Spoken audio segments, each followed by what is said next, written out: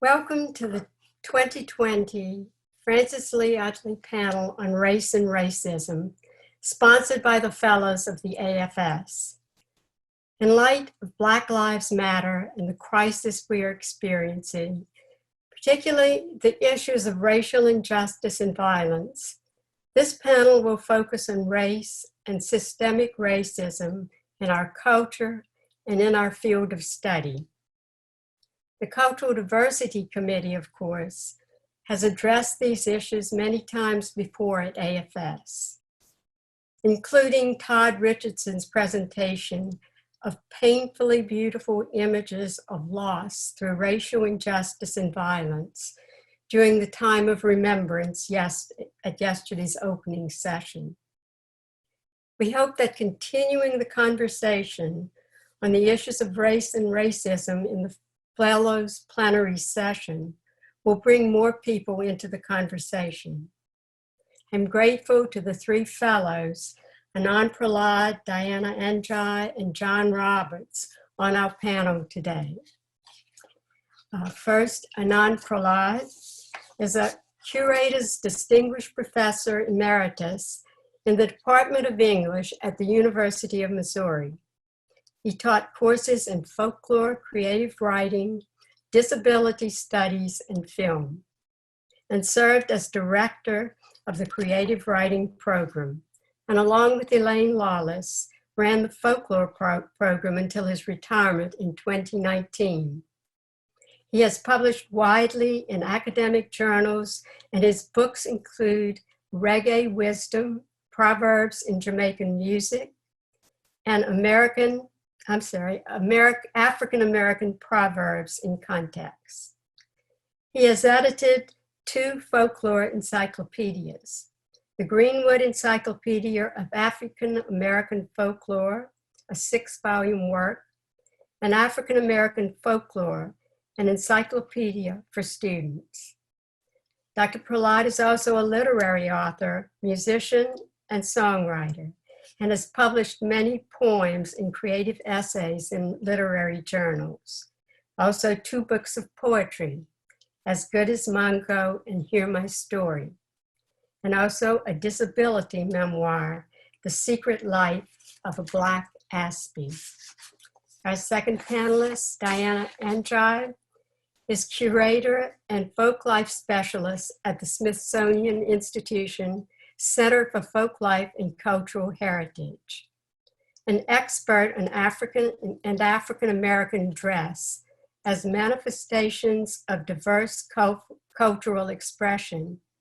She developed and leads The Will to Adorn, African-American Dress and the Aesthetics of Identity, a pan-institutional, multi-sided research project that included a program in the 2013 Smithsonian Folklife Festival. She is also the principal investigator of sustaining cultural heritage industries. Her co-edited book publications include Curatorial Conversations, Cultural Performance, and the Smithsonian Folklife Festival, and Arts of Black Folk, Presenting African-American Folk Arts.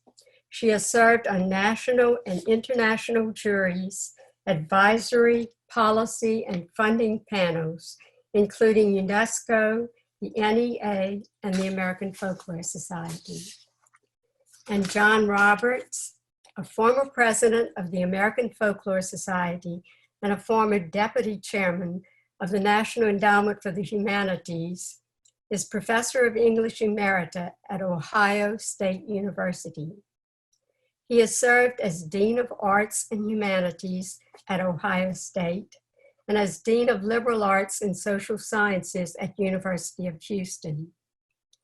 He has also served as chair of the Department of African American and African Studies at Ohio State, president of the Association of African and African American Folklorists from 1989 to 1997, an associate professor of folklore and director of the African American Studies program at University of Pennsylvania.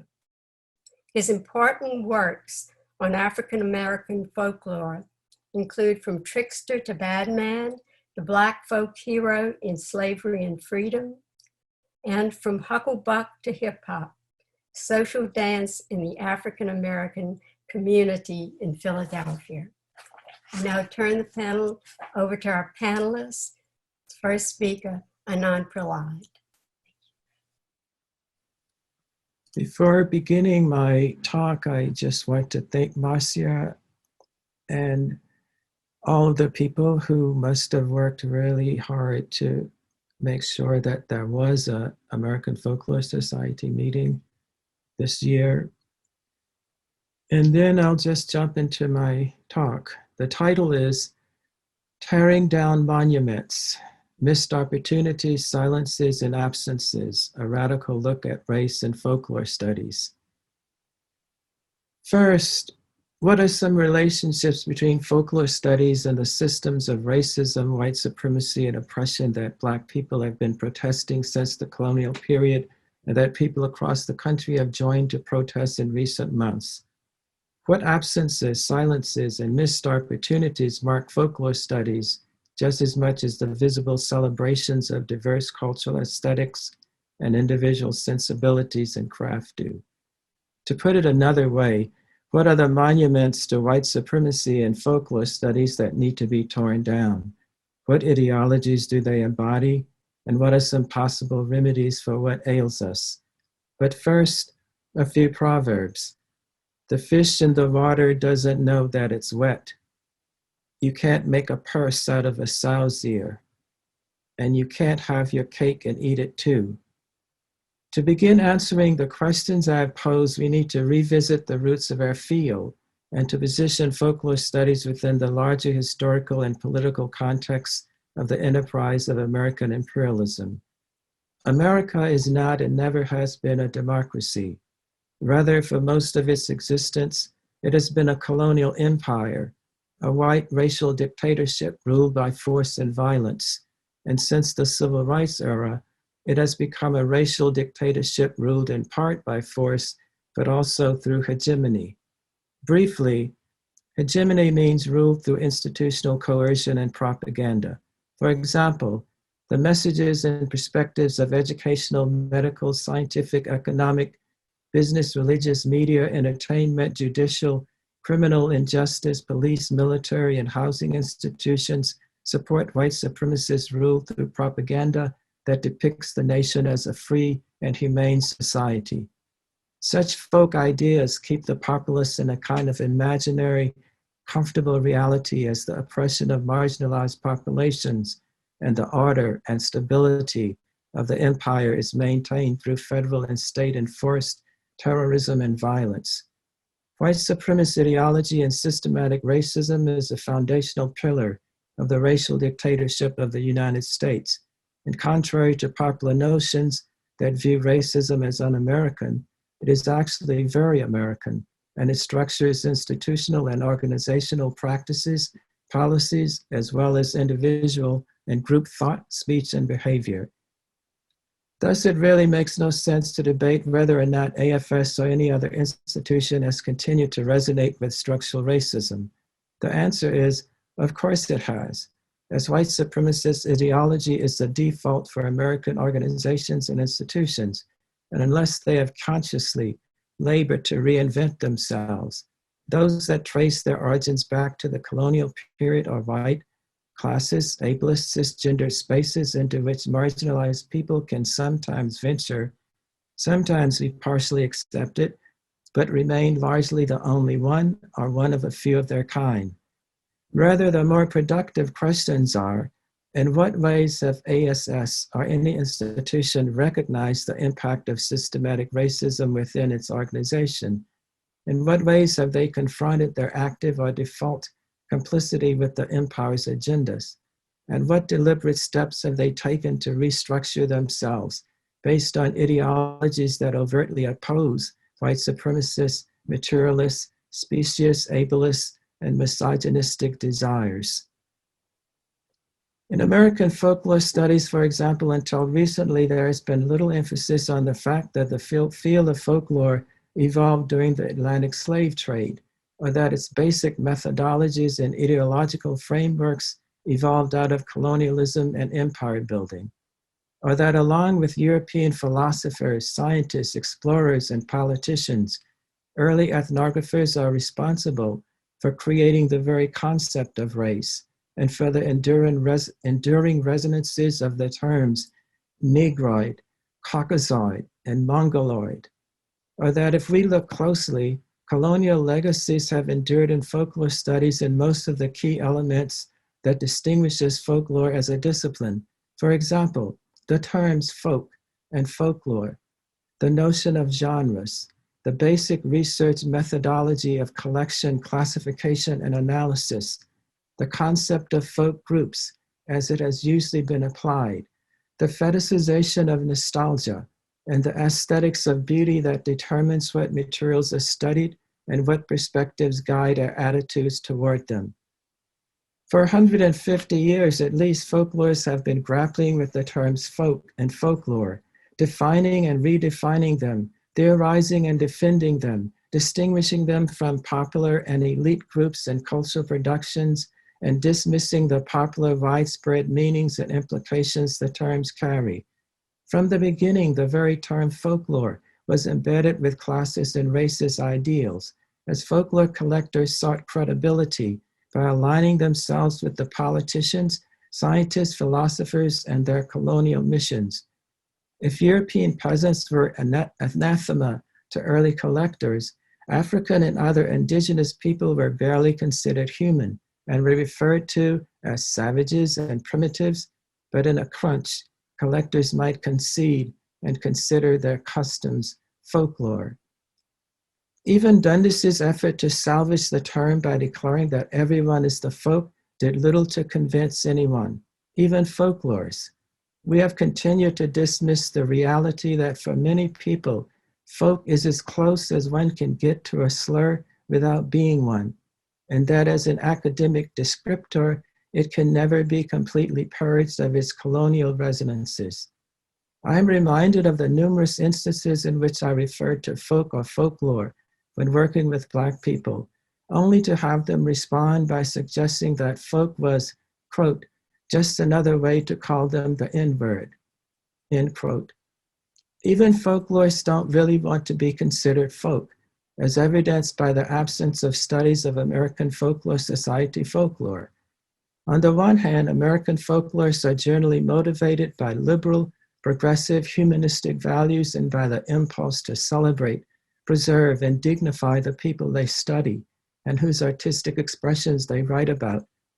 On the other hand, they continue to work within an ideological and methodological framework that resonates with colonial, materialist, capitalist, and imperialistic agendas. For example, if folklorists really believe that everyone is the folk, where are all the articles and books about the non-exotic people? For example, white professionals in business, law, the tech industry, politicians, the entertainment industry, in suburban enclaves, etc. While there are thousands of articles and books on Negro, Black, and African American folklore, where are all the books on Caucasian, white, European American folklore? This profound disparity echoes the colonial dynamic of upper-class European collectors turning their lenses toward lower-class and exotic people, and in so doing reinforcing their whiteness, power, and privilege by erasing it, thereby establishing it as the norm and as the only legitimate point of reference. This is an example of hegemony at work. But the idea that one can slip out of one's skin and just be a person, just be a folklorist, or that one's skin can ever not be racialized is not simply naive, but is its own kind of political masquerade. In fact, one of the most damaging absences, silences, and missed opportunities in American folklore studies is the void one faces when looking for studies of white America. Additionally, a little discussed component of the disavowal of race by white folklorists is the disavowal of our labor and our work products as integrally ensconced in the imperialist machine. As workers, we produce commodities, our books, our knowledge, our research, and we are paid capital in exchange for our productions, and we rely on the free labor from the folk for those productions, their time, stories, and the cultural capital of their folkness, race, ethnicity, etc. In fact, if one really wanted to further the causes of liberation for historically disenfranchised people, studying those people wouldn't be the most effective project for white folklorists. I would not be the first person of color to state that the problem of racism rests primarily with white people. And if one wants to address systematic racism, one needs to turn the lenses toward European Americans. We would be at a profoundly different place politically and culturally if there were as many collections and studies of white folklore as there are of folklore from people of color. Such research could have helped to make whiteness, white supremacy, and its many forms of expression a legitimate institutionalized subject of inquiry. We could have, for example, studies on the folklore of the Ku Klux Klan and other white terrorist groups, the folklore of doctors, lawyers, politicians, farmers, business owners, policemen, judges, their jokes, tales, legends, proverbs, beliefs, rituals, and their attitudes about race. Moving beyond the terminology folk and folklore, the field's methodology is equally problematic. The basic 3 steps in folklore study, collection, classification, and analysis, are derived from Linnaeus and other scientific pioneers of the 18th century. As is commonly understood in post-colonial studies, this methodology was designed to be essentially a colonizing practice. And as much as Linnaeus and his disciples, who scattered across the globe, enacted a form of colonization, claiming ownership by naming, so did cultural brokers, be they folklorists, antiquarians, or colonial explorers. There was no inclination on the part of these men to bond with, empathize with, or share with groups that Europeans encountered, but instead an impulse to control, master, and impose a European will upon them. This was a profoundly materialist endeavor, not a spiritual one, and those who collected folklore things or objects shared a fundamental similarity with explorers who sought the riches of minerals, silver, and gold in the New World. Closely connected to the practice of collection is the concept of genres. Is there any concept more critical to folklore studies or that more closely parallels Linnaeus's erasure of indigenous typologies and conceptual frameworks and the replacement of them with those of European colonizers? Similar to the centuries-old debates about the term folk and folklore, folklore studies has continued to revisit the notion of genres, but not in the interest of either arguing that they are unnecessary, colonially inspired, or forms of cultural violence. There are 3 additional aspects of folklore studies that I would like to mention, and that also have roots in the colonial period, but that are too complex for me to delve into in the time that I have left. One of these is the inherent nostalgia that makes the endeavors of obsessing on what is old or traditional intellectually viable. Another element key to our field is the notion of folk groups, which we generally consider as small. Folklore is communication in small groups. And finally, our field is distinguished by the practice of selective aesthetics. By this, I mean that we choose to study things that we find aesthetically pleasing and to exclude those things we find unappealing or objectionable. The essence of my argument here is that folklore study simply wasn't designed to engage racism or forms of social justice, but rather to support the imperialist mission through hegemonic discourse and subtle forms of symbolic violence buried in academically sanctioned surveillance and appropriation. And in fact, academic disciplines exist within an even larger institution, the university, whose missions were not designed to address race either. Consider that most American colleges and universities only integrated fairly recently, and that students and faculty of color continue to face struggles to be heard and to have their concerns, experiences, and points of view taken seriously.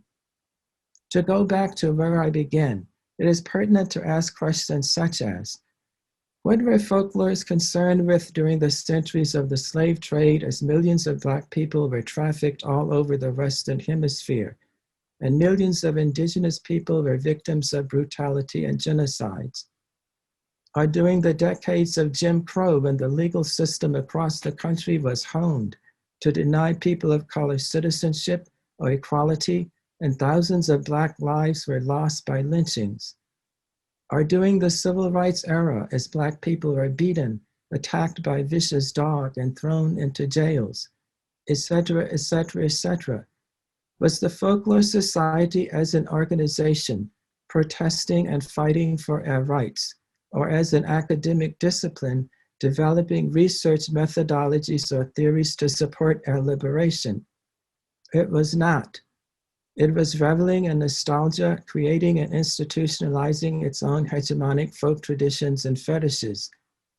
If we imagine, for an example, an academic discipline as a house, the foundation for our house was gifted to us by European white supremacists whose core missions were those of the emerging empires: to elevate whiteness, create and enforce class divisions, and accrue capital and power. But if you live in a house where there are no windows on the east, you never see the sunrise, and where if there are no windows on the west, you never see the sunset. And if all the doors of the house open into other rooms, and none of them open to the outside, you'll never see the rest of the world. The core elements of folklore studies that I've noted above all mitigate against radical disciplinary change that would make an engagement with race and other social categories not simply possible, but an intellectual requirement for those in the field. Hence, folklore studies has been at a loss for how to engage the most socially relevant issues of any time period in which it has existed. One cannot legitimately write a folklore book about the concept of race, for example, or whiteness, or white supremacy, because these are technically not genres. They're collectible things. They're not collectible things. They're ideas, concepts. One cannot write a book about American racial rituals because, number one, American isn't technically a folk group. Number two, such materials would be more repugnant than beautiful. And number three, it would be difficult to gain the jouissance of nostalgia from such a work.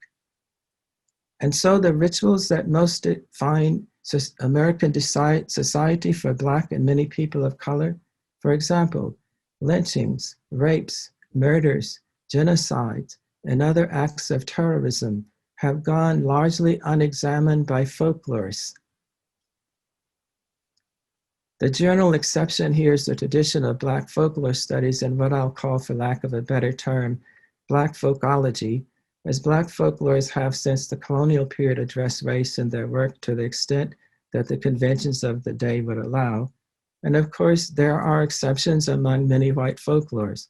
Wolfgang Meter, for example, has consistently written about the uses of proverbs relative to race and power in the US and abroad.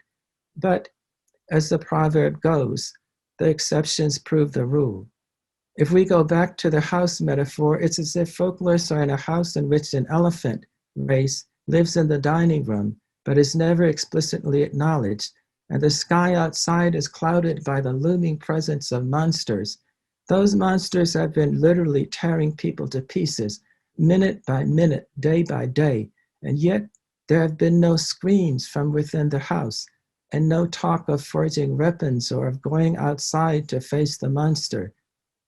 One must wonder if some of the long-standing attention to collecting and organizing in folklore studies, to repetitive arguments over definitions, is not a sign of an unnamed racial anxiety arising from the simultaneous awareness of race and the issues I have mentioned and the structurally prescribed unwillingness to engage them.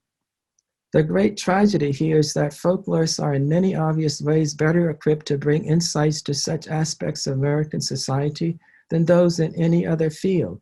But the intellectual and methodological parameters of our field do not facilitate the engagement with larger social ideas as the core material of research, but insist instead on a constant deference and reverence for genres and intellectual tools that are not suited to radical thinking or political engagement. At this historical juncture in American history, folklorists could have been in high demand as consultants for institutions, businesses, corporations, organizations, and communities grappling with understanding systematic racism and eager for insights into how to address it. Our profiles and influence within universities could have increased tremendously. Who has paid more attention to the nuances of group communications and dynamics, or to how opinions, beliefs, and behaviors are shaped by the materials we call folklore, than us? I mourn that by historically positioning ourselves outside of conversations about race and other social justice issues, rather than strategically inserting ourselves into them, we have missed another opportunity, not simply to make a political difference, but to advance and demonstrate the viability of our discipline. In order to bring about the kind of radical change I'm suggesting, requirements for a degree in folklore studies would need to include, number one, a sustained interrogation of colonial white supremacist monuments that continue to impact the field. Number two, an understanding of the concepts of whiteness, white supremacy, and white privilege. Number three, an engagement with and an ability to apply theories such as post-colonial, critical race theory, whiteness studies, third space theory, etc. Number four, a historical and political understanding of folklorists themselves as subjects of a capitalist empire. Number five, an understanding of the politics of linguistic registers in speech and writing relative to the agendas of the empire and power. Number six, a decentering of our focus on genres in favor of engagement with larger political, social, theoretical, and philosophical ideas. Number seven, a movement away from our historical alignment with materialist, scientific, qualifiable perspectives and toward considering folklore as the essential, invisible stuff that holds everything else together, as cellular, neurological, a part of human DNA rather than actual collectibles, and in this move, revising our accepted notions that underlie all that we do. For example, what it means to be human. I believe that the process of a profound shakeup would make space for new ideas, theories, and methodologies that could place folklore studies, or whatever the new name might be, among the most relevant and respected disciplines of the 21st century. A few recent developments and signs of change in AFS give me reason to be hopeful that the 21st century will be a historical turning point, and I would like to just end by mentioning a few of these. The recent publication by Shelley Ingram, Willow Mullins, and Todd Richardson, Implied Nowhere, Absence in Folklore Studies, addresses some of these issues I have mentioned, and in fact, the title of my talk is riffing off of their work. A recent special issue of the Journal of Folklore and Education, edited by Lisa Recce and Patty Bowman, with special guest editor Selena Morales. The emerging openness of journal editors to a more expansive view of folklore and different kinds of writing. The incredible work that has been done by the Cultural Diversity Committee over the last decade, under the leadership of people such as Wanda Addison, who have consistently gone well beyond the call of duty.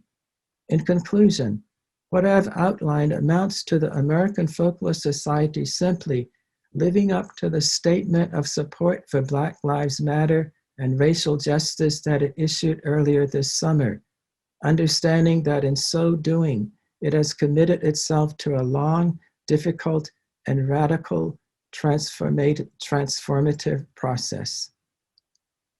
Thank you.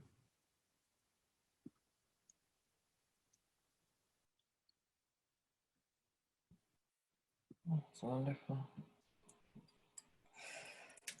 Okay, I think I go next. I have to say that I called Anand yesterday and I said, basically, you know, he could just drop the mic and because his work is so powerful. And I'd say that I want to thank you so much for that. And also thanks to Marcia, Gaudet, to John Roberts, to the CDC, to all the folks who helped to put together this meeting, because it is a meeting that's addressing some really incredible points. I also want to acknowledge, with respect, the Piscataway people on whose territory I sit, and also whose relationship with the Chesapeake Bay continues today. I also affirm the important role of that African descendants played in the building of this nation, and that Black Lives Matter. I'm going to start by sharing my screen. And I think I can share it here.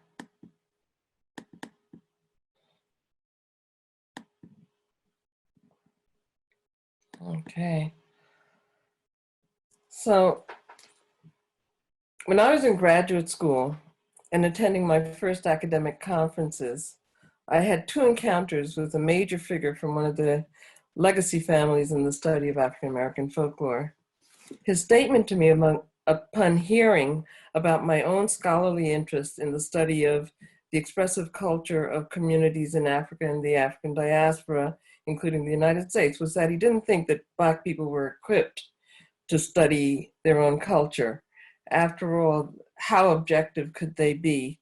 The second encounter, also at a conference, was one at which he observed with nostalgia that Black men just don't shuffle like they used to.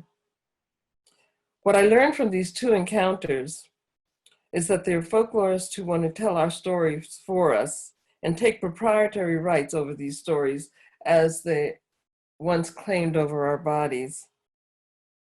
The second lesson was of nostalgia for a certain image of folk epistemology about whom I, my father, my mother, my ancestors was supposed to have been. Black men don't shuffle like they used to. Not everyone is so blatant or honest in their racism. And I wish I could say that the views of this esteemed folklorists were completely aberrant. The field of folklore has its own meta-narrative when it comes to African American expressive culture, even when purportedly celebrated. Rather than dissuade me from the field, these encounters actually strengthened my resolve, not only to center my work in the study of African and African American folklore, but to make sure that the research that I do is collaborative, community-centered, and involves facilitating people outside of academia, learning to use the tools of the discipline to find and document the narratives, cultural markers, the heritage, and the arts of their own families, neighborhoods, and identity groups. This doesn't mean that I don't entertain the possibility of African American folklorists working outside the cultures. And I say cultures because we are many cultures within one. I do believe in the reciprocity of the research process and multiple perspectives, not just that pertaining to white cis male, neurologically standard males. Things have come a long way in some cases. The work that has been showcased during this meeting represents what we hope is a sea change, looking at new relationships between colleagues and the communities in which they work. Crises such as the tripling of the pandemic, COVID, systemic racism, economic and environmental disarray are some of the things that we are faced with now and that we must all work together to resolve.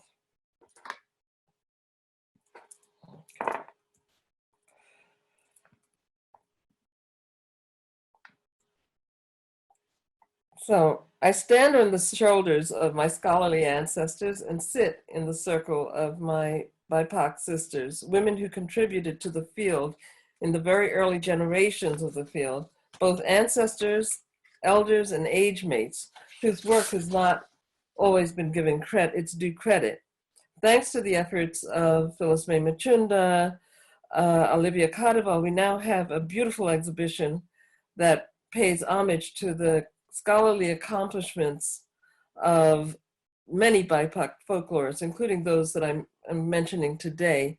And of course, Meredith McGriff's lovely presentation of this as well. In many cases, these were scholars who were telling stories of their communities and those of other BIPOC people. Each of these scholars contributed to their field valuable documentation and perspectives drawn from their research and their experience. Each of them faced the threat of scholarly obscurity.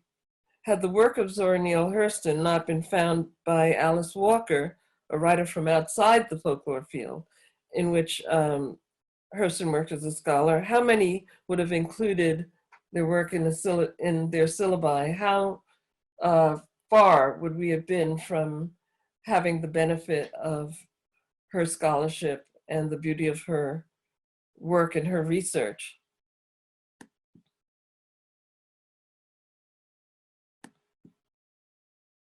So, in quoting from Zora Neale, literature and other arts are supposed to hold up the mirror to nature, with only the fractional, exceptional, and the quaint portrayed. A true picture of Negro life in America cannot be.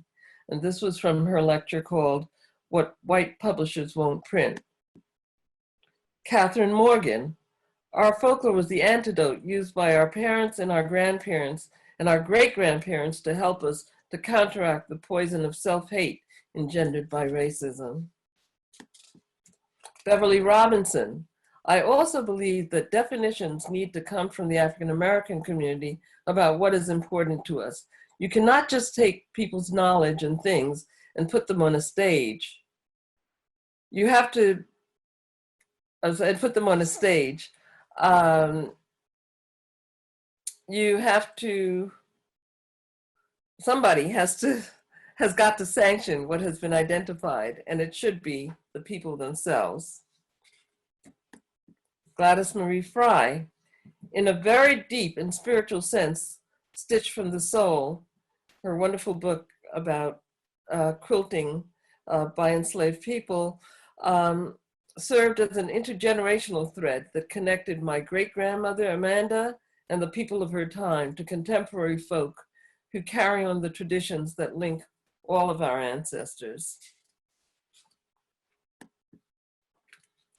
We also had a wonderful presentation to one of our elders whose work has not in the past been recognized for incredible, Dr. Bernice Johnson Reagan, whose work especially on African-American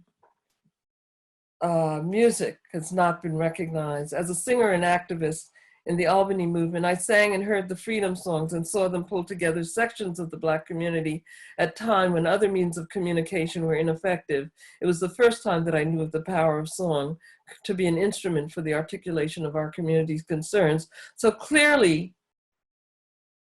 folklore, the subject of our inquiries, has an important role to play beyond folklore, beyond the field alone.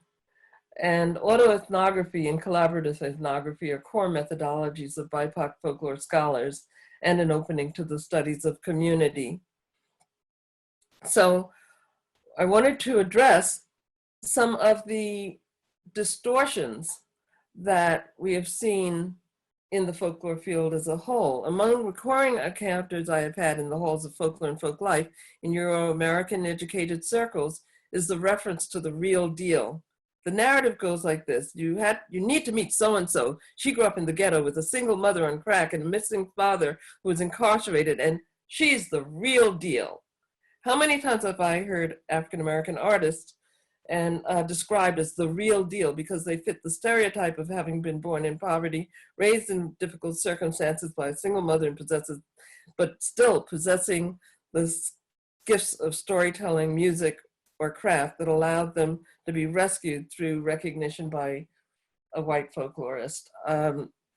These notions, this is only one of the notions or myths that are born out of the inaccessibility and even disinterest in researching the breadth and diversity of African American culture, and sometimes the blindness of Euro-American society to the diversity of environments of Black life, including African American achievement. I'm not saying that there are not people who have survived slavery and have had overcome tremendous odds, and we celebrate them, but for this to be the only representation or the foremost representation is a distortion of the breadth of African American culture. My esteemed colleague, Prahlad, Anand hits it right on the head when he refers to the imagined Black subject as part of a white racial project and the importance of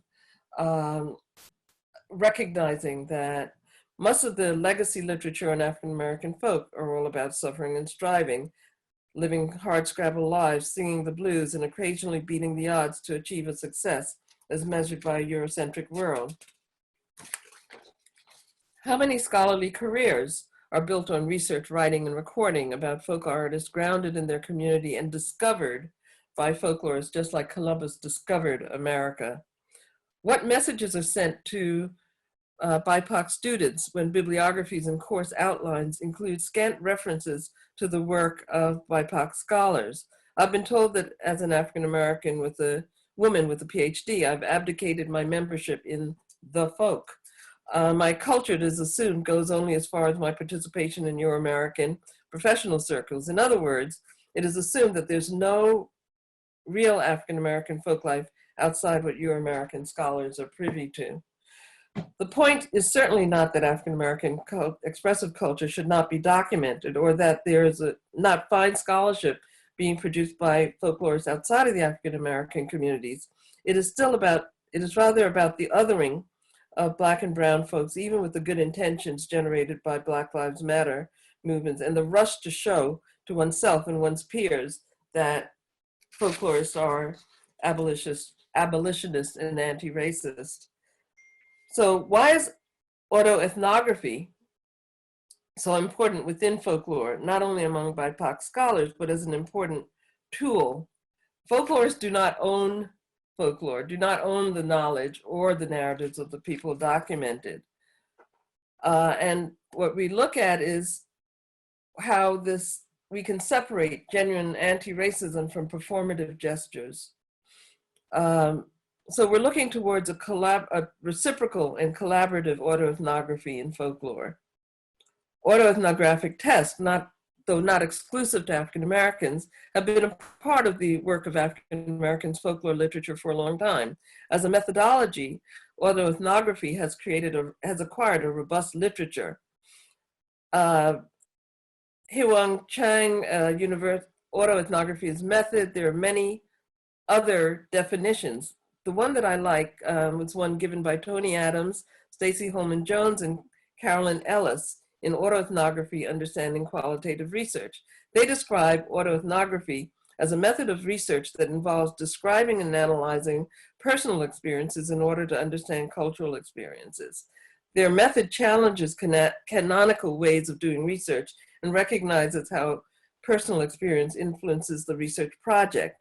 The link to critical race theory, Derek Bell mentions that critical race theory as a body of scholarships which originated with Black and Latinx law scholars, it's ideologically committed to the struggle against racism and characterized in Bell words by frequent use of the first person, storytelling, narrative, allegory, interdisciplinary treatment, and the unapologetic use of creativity.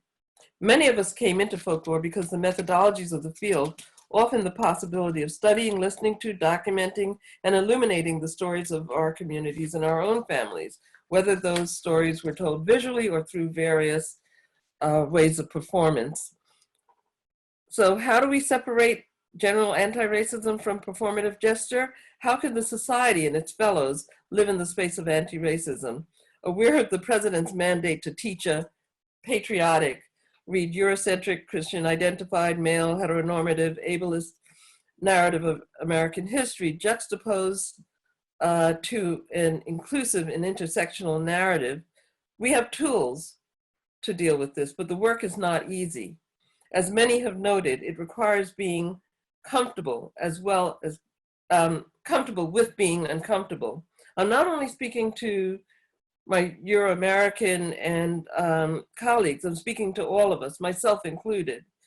Systematic racism is part of the DNA of the United States and affects Black and brown people in the way we see ourselves and those who look like us.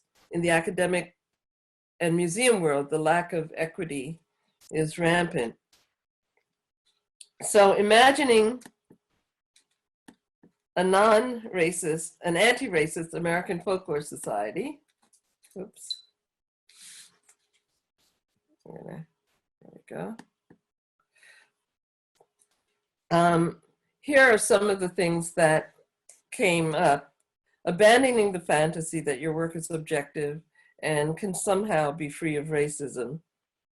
Mine is, yours is, that's what systematic racism is about. Recognize that folklorists do not own folklore, do not own the knowledge of the narratives of people documented. Stop being proprietary and colonial about work related to BIPOC expressive culture, and actually being proprietary about the field as well. We have to dismantle the monuments to academia and remake them, and part of that is getting away from the silos that we create between disciplines.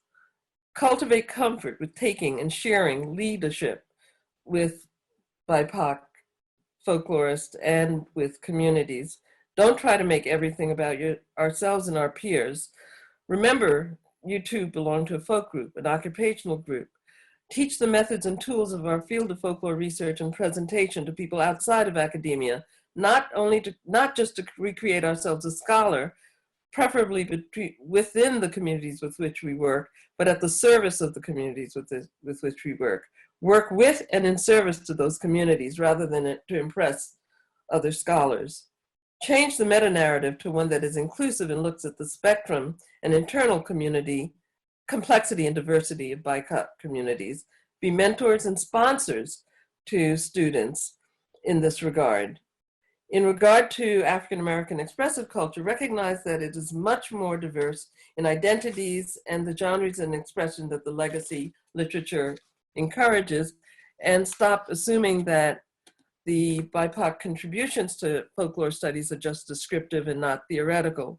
Seek out interdisciplinarity, become familiar with the work of BIPOC scholars, work collaboratively and with reciprocity, unpack your own assumptions, and be open to being interrogated by the people with whom you're working.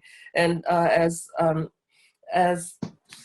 we have heard, it's really important that folklorists, white folklorists, all folklorists start by interrogating and writing ethno and auto-ethnography, and also encouraging others to solicit these autoethnographies, whether they be in academia or in the barbershop in which you're talking with folks. And that is one of the ways that we see the field progressing and opening up. Thank you.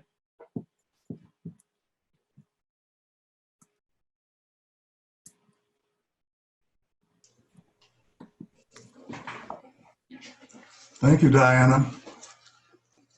I want to begin by thanking Marcia Gaudet for inviting us here. Are you hearing me? And for the panelists who have gone before me, because we're running low on time, I'm going to jump right into my presentation. My presentation is entitled Systemic Racism and American folkloristics. In his well-known introductory text, American Folklore, initially published in 1959, Richard Dorson begins his chapter titled The Negro with this observation. While the Indian met the white man on fairly equal terms in the 17th century and gradually slipped down the social and cultural scale to the position of a frontier savage and a government ward, the Negro has steadily moved upward from slavery, torn from his West African culture and denied education. The slave commenced life in America, bereft of his own institutions and traditions and barred from those of his master.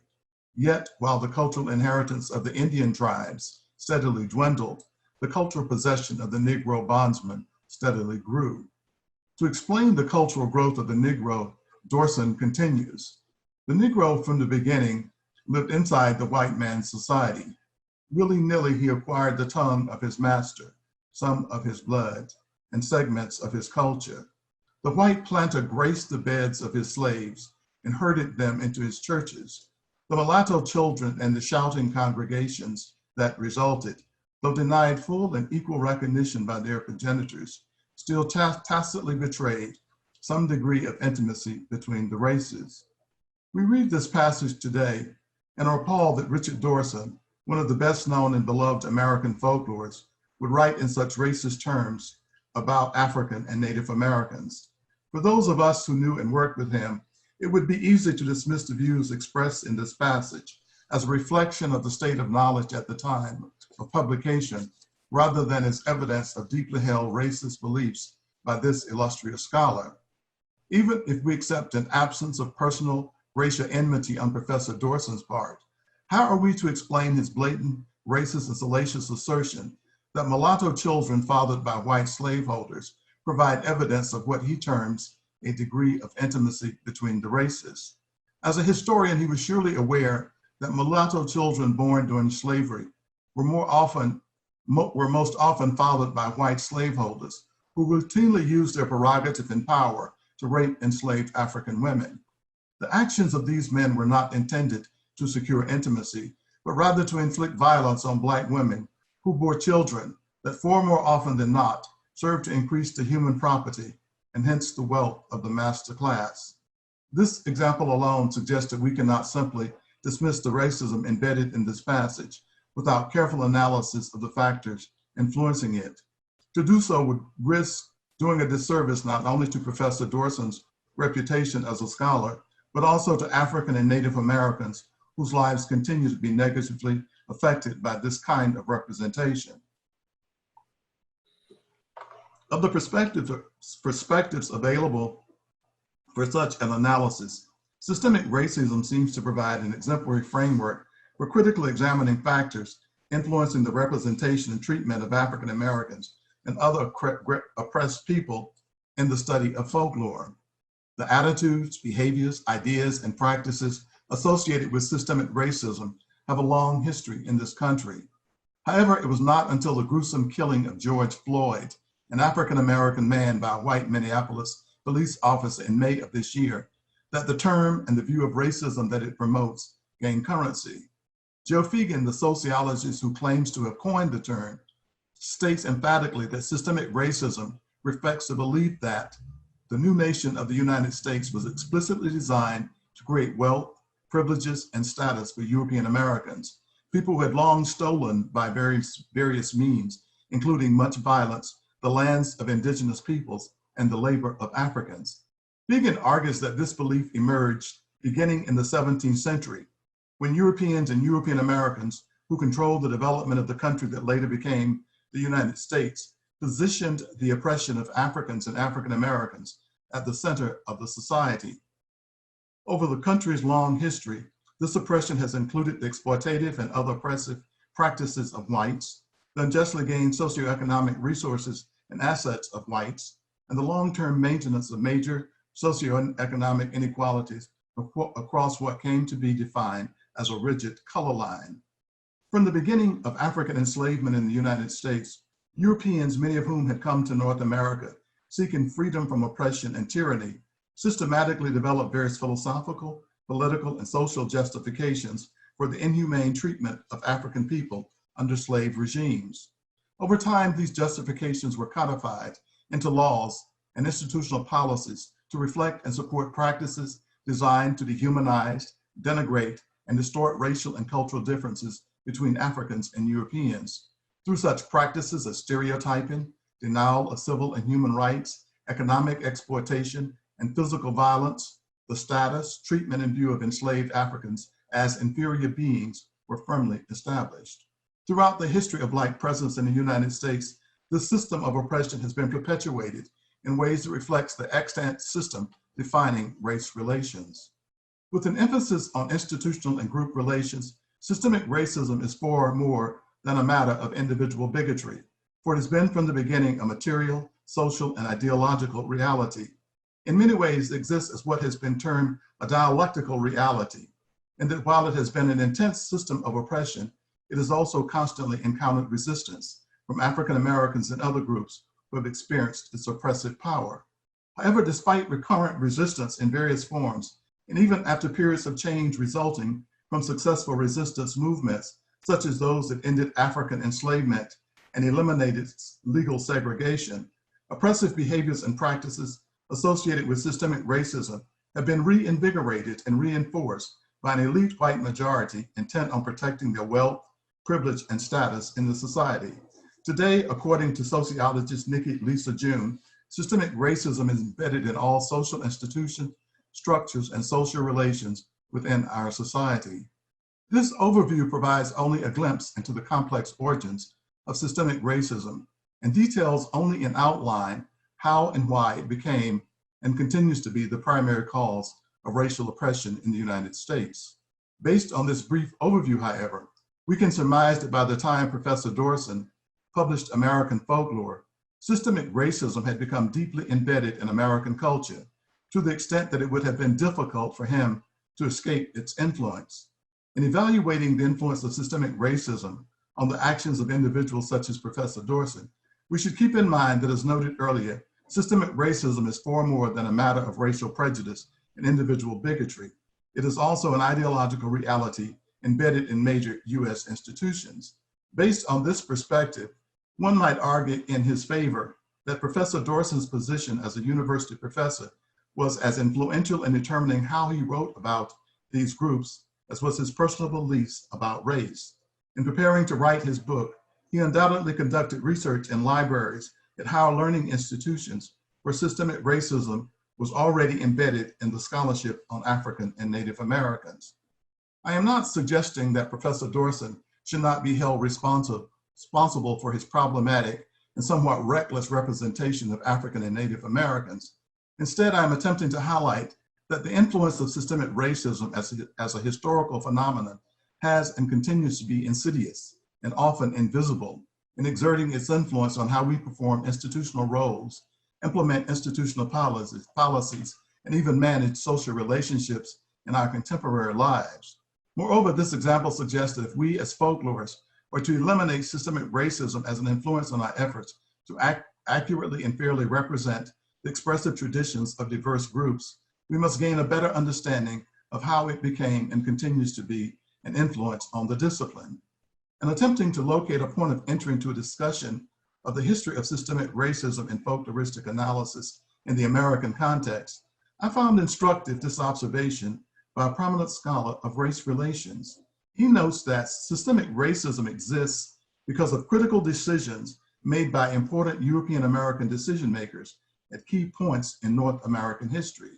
This perspective suggests, for our purposes, that by focusing on historical moments during which critical decisions impacting the study of American folklore were made, we can gain a better understanding of how systemic racism became a continuing influence in folkloristics analysis. Of the key points in the history of American folkloristics, I would argue that none is more critical than William Well Newell's efforts in the late 19th century to develop a framework for studying what he described as the fast vanishing remains of folklore in America. Newell published his essay outlining his views on the subject in the first issue of the Journal of American Folklore in 1888. His article not only constitutes a critical moment of decision-making for the discipline as practiced in the United States, but it was also a moment of crucial importance in determining how we study the traditions of diverse ethnic and racial groups including African Americans. As historians of the disciplines have frequently pointed out, Neale's work's primary influence was the conception of the field developed by European scholars, a conception greatly influenced by the then popular social evolutionary framework for envisioning relationships between different segments of the population within a society. Utilizing this framework, European scholars developed a folkloristics that conceptualize a hierarchical relationship between the non-folk and the folk. Though viewed as existing at different levels on the social evolutionary ladder, the non-folk and the folk were envisioned as being related both culturally and historically. In developing a conception of folklore study in America, Neale embraced this framework, including the hierarchical view of society promoted by it. In its conception of an American folkloristics, Neale placed British descendants at the top of the social evolutionary ladder. In his mind, this group of Americans apparently represented the most socially evolved in the society, and therefore constituted the non-folk segment of the population. To signal their status as non-folk, Neale declares that the traditions to be found among them existed as relics of the past rather than as living tradition. According to Neale, these relics were sufficient to stimulate rather than satisfy curiosity. In identifying occupants of the lowest rung of the social evolutionary ladder, or the folk in America, Neale adopted what might be termed an affiliative approach. He identified various ethnic and racial groups, including African Americans, Native Americans, French Canadians, and Mexicans. These groups that constitute the folk in Neale's configuration are distinguished from British descendants because they possess what he calls lore, or living traditions, that according to him should be collected and studied for what it reveals about their psychology. Neale's decision to include African Americans and other marginalized ethnic and racial groups within his conception of the field has at various times been noted as his unique contribution to the study of folklore, a contribution attributed to his recognition of cultural pluralism as a defining characteristic of American society. However, Neale neither mentions cultural pluralism nor discusses his decision to include ethnic and racial groups in ways that suggest it was a consideration. In fact, in the discussion of his rationale, he reveals more of a concern with the unique challenges that race presents for the field of folklore. He shows his concern most forcefully in that of the groups included as American folk, he only provides commentary on his inclusion of African and Native Americans. In his discussion of both racial groups, he focuses primarily on impending changes in their statuses and how the changes will impact their relationship to the European American majority. In the late 19th century and in the shadow of the Civil War, Neale's focus on African Americans' evolving relationship to European Americans is not surprising. As he worked on his model for folklore study, the country was grappling with changes brought about by legislative actions that redefined African Americans' relationship to the European American majority, occasioned by Black freedom from enslavement.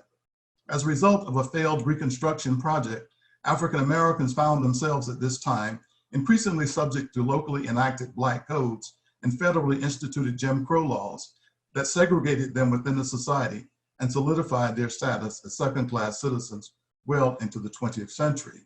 It was against the backdrop of these occurrences that Neale unveiled his paradigm for the study of American folklore. There is little doubt that social evolutionary theory, on which European folkloristics was based, provided the framework for Neale's conception of the field. At the same time, it is clear that the American socio-political environment at the time strongly influenced his decision to make what he called the lore of African Americans and other ethnic and racial groups the focus of American folklore study. That is, contrary to the claim of some scholars, Neale's inclusion of these groups did not represent an affirmation of cultural pluralism as a core American value. Instead, it represented an acceptance of the status quo as established and maintained by an elite white majority in the late 19th century to protect white power and privilege in the society. His embrace of the status quo is reflected most clearly in that the model he created mirrored the racist American socio-political system, a system within which the relationship of European Americans to African Americans was defined hierarchically and maintained through oppressive policies and practices profoundly influenced by systemic racism. Whether Neale understood either the philosophical or socio implications of his decision to include these groups in a hierarchically defined framework for American folklore study is unclear. In terms of the continuing impact of his model, Neale's understanding of the consequences is less important than the fact that his decision made it virtually inevitable that systemic racism would become an influence in the study of folklore in America, especially in studying the expressive traditions of African Americans. Moreover, Neale enhanced the possibility that systemic racism would remain an influence on American folklore scholarship when he ignored the logic of the European conception of the field and included groups that were not related either culturally or historically to the British descendants, whom he designated as the folk. In the absence of a cultural or historical relationship to Europeans, African American expressive traditions and those of other marginalized groups have most often been studied as means of defining otherness in American society. In using the study of folklore to define Black otherness, for example, folklorists have almost from the beginning developed approaches that envision African American folk traditions as a source for generating statements about what might be called the Black character.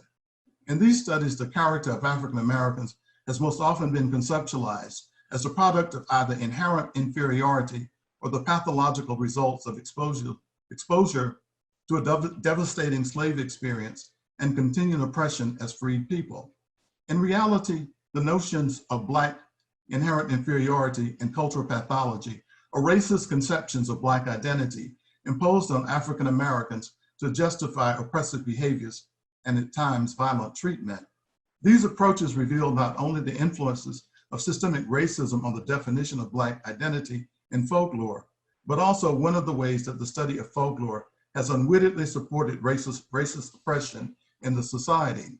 Despite changes in the legal status of African Americans in the supposed era of post-civil rights era, systemic racism continues to exert an inordinate influence on how people of African descent are viewed and treated in this country. In most spheres of American life, African Americans continue to exist in a hierarchical relationship to whites, many of whom have been socialized to devalue Black people as unthinking, lazy, incompetent, criminal, indolent, overly sexual, athletic, and so forth. Although many of these racist images were inspired by elite white men as a way of controlling Black bodies in earlier times, they enjoy continued vitality through media representations, popular culture, and folklore. Moreover, African Americans are exposed on a regular basis to actions and ideas intended to serve as reminders of the belief in the inherent inferiority and impotence of Black people in the face of white power. The most salient examples are presented through seemingly nonstop media coverage of unprovoked and often fatal encounters between law enforcement and Black men and women, while more subtle examples of white acts of tyranny become the subject of folk-inspired slogans, such as driving while Black, sitting in Starbucks while Black, or kneeling while Black.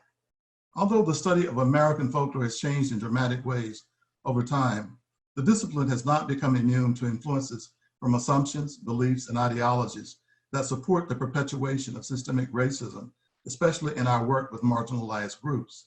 The continuing challenges of a systemic racism means that eradicating it from American folkloristic practices will not be easy. However, the task is made easier by the fact that we understand that racism, systemic or otherwise, is not our destiny, it is our dilemma. One of the difficulties of resolving this dilemma, however, lies in the fact that racism exists as what Michael Billick describes as a peripheral force in the nation. As a peripheral force, those at the center, i.e. those who hold power, see racism as not their problem, even though it exists as what Billick labels as an endemic condition in the society. The sense of racism as not the problem of the white power structure is echoed in Robert DiAngelo's recent book entitled White Fragility: Why It's So Hard for White People to Talk About Race. The claim of ignorance of race by those most capable of eliminating it as an obstacle to equality and equity in the society means if we are to eliminate the possibility of continuing influence from systemic racism on our discipline, we will need to develop new strategies. First and foremost, we must acknowledge the existence of racism as a real and potential influence in our efforts to accurately and fairly represent the lives and traditions of the people with whom we work. Secondly, we must become more knowledgeable about systemic racism as a material, social, and ideological reality. Finally, we must assume a more energized and politically engaged stance toward our work as folklorists by developing new approaches and methodologies for studying African American vernacular traditions, both within and between groups. Thank you. I don't know, do we have time for questions? We do have a few minutes. We do have a few minutes, John. If you will click on the Q&A, you will see that there are some questions. And if there's a question you would like to have asked in person, I will invite that person into the space. Let's start with Lamont Jack Pearley. Okay, Lamont, I'm going to make you a panelist now, if you're ready for that. So you can ask your question in person here. We've got so many people, it's hard to find the L's.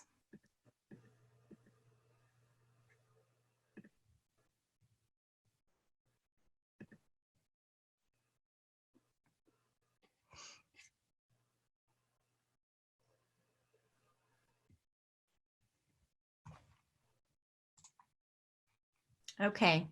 Welcome, Lamont. You can turn your video on now if you would like to for a moment and join us.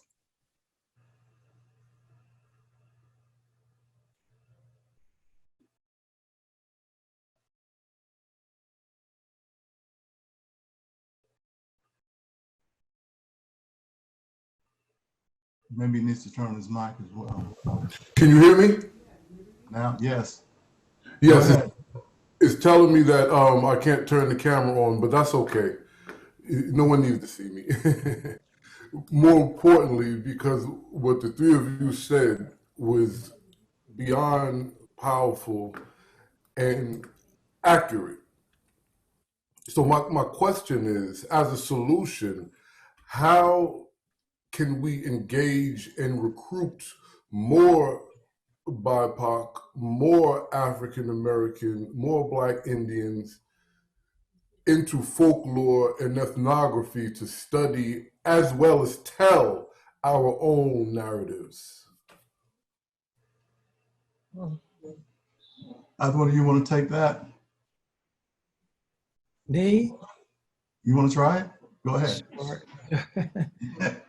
Well, I think that trying to recruit more people of color into folklore studies before doing the work that we've discussed is getting the cart before the horse. Mm-hmm. So I actually don't think that you can. I mean, that's been a problem for many decades. And so if you're Black, and I would imagine this would apply to many people of color, as you grow up, you learn you have at least 3 jobs in life. The first is to survive. The second is to work toward the liberation of Black people. And then somewhere down the road comes the job that we associate with professions. If you're lucky, if you're fortunate, you find a profession where there's some overlap between what you do for your job and what you do for these other 2 primary jobs. But if people of color perceive that American folklore studies is not aligned with their most important work, then why would they be attracted to the field?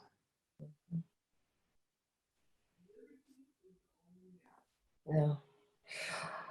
I agree so strongly, Anand. I mean, I think that there are things inherent in folklore, in the methodology and in the kinds of the exploration of identity and and expressive culture and their relevance to the larger sphere that are really important, just the same way that many African Americans look to genealogical studies and so on. I've often thought that in addition to sort of the kinds of ancestry studies, that it would be important for people to know, what did, my grandmother was or my grandfather was a jeweler. What did that mean? What were the skills that were passed along? What were the stories that were passed along? Which is why I think that autoethnography is so important, but it doesn't have to happen within the field of folklore. And there will be those people, if we've done our job and if we've addressed some of the issues within the society, people will say, well, I want to learn more. I want to do more. And I want to make this something that I do as a part of my professional life. But I agree totally with Anand that, we've got to get our own house in order before people will gravitate more to the field.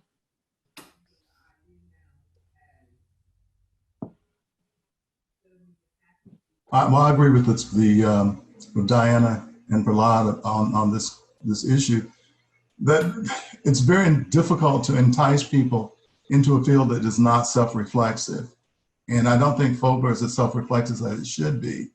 It is certainly a selling point, may be the opportunity that you have to